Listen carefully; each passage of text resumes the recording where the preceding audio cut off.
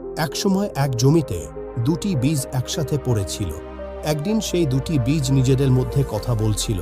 প্রথম বীজটি দ্বিতীয় বীজটিকে বলল যে, আমি আমার ভবিষ্যতের জীবন নিয়ে খুব বেশি রোমাঞ্চিত।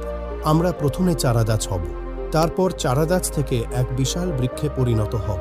আমি সূর্যের আলো উপভোগ করতে চাই, বাতাস অনুভব করতে চাই, বৃষ্টির প্রতিটি ফোঁটা অনুভব করতে চাই। আমি আমার শিকড়গুলি আরও গভীরে মাটির মধ্যে পৌঁছে দিতে চাই। এই কথা শুনে দ্বিতীয় বীজটি হতবাক হয়ে গেল এবং প্রথম বীজটিকে বলল, তুমি এসব কি বলছো?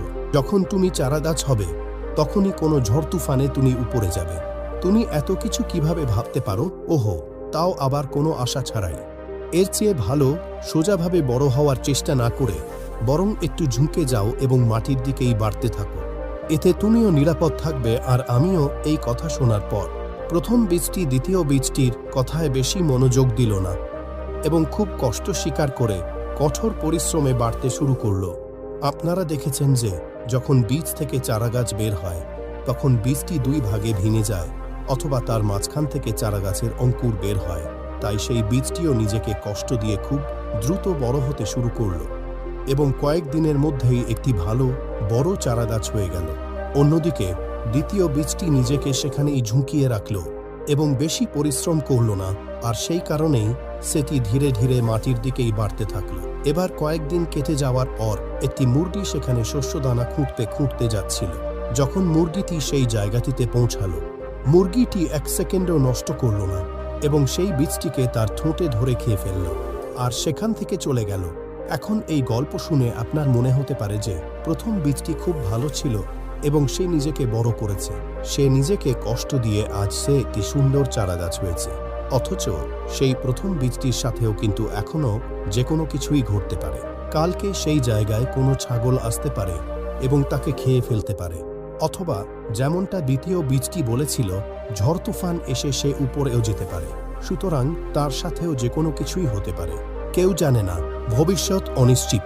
সেই চারাগাছটির জন্য এবং মানুষের জন্য, অর্থাৎ আমাদের জন্য। কিন্তু যে নেতিবাচকভাবে, তার সাথে নেতিবাচকই হয়, খারাপই হয়। আর যে ইতিবাচকভাবে, তার সাথে ইতিবাচকই হয়।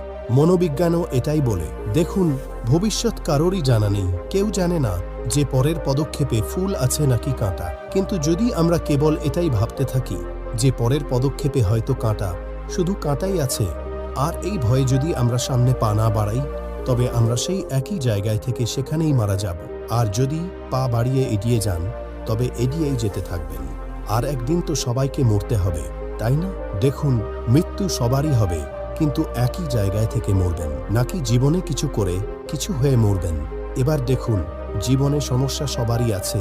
10,000 উপার্জনকারী মানুষের জীবনেও সমস্যা আছে, আবার 1 লক্ষ উপার্জনকারী মানুষের জীবনেও সমস্যা আছে, এমনকি 1 কোটি উপার্জনকারী মানুষের জীবনেও সমস্যা আছে। তাই সমস্যা তো সব জায়গায় আছে, শুধু আপনি কোন অবস্থানে আছেন সেটাই গুরুত্বপূর্ণ। আর যদি আপনি ইতিবাচকতার সাথে এগিয়ে যান, তবে আপনার কাছে সমস্যাগুলিও ইতিবাচকভাবেই ধরা দেবে। তাই জীবনে বড় স্বপ্ন দেখুন, ইতিবাচক ভাবুন এবং নেতিবাচক মানুষজন থেকে দূরে থাকুন। আপনি যদি এই গল্পটিকে আরও অনেকের কাছে পৌঁছে দিতে চান, তাহলে এই ভিডিওটিতে লাইক করুন, যাতে ইউটিউব এই ভিডিওটিকে আরও মানুষের কাছে পৌঁছে দেয়। আর যদি গল্পটি ভালো লেগে থাকে, তবে আমাদের চ্যানেলটিকে অবশ্যই সাবস্ক্রাইব করুন। পরের বার একই ধরনের গল্প নিয়ে আমি আসছি। তো ধৈর্য ধরুন, কৃতজ্ঞ থাকুন এবং জীবনে এগিয়ে চলুন।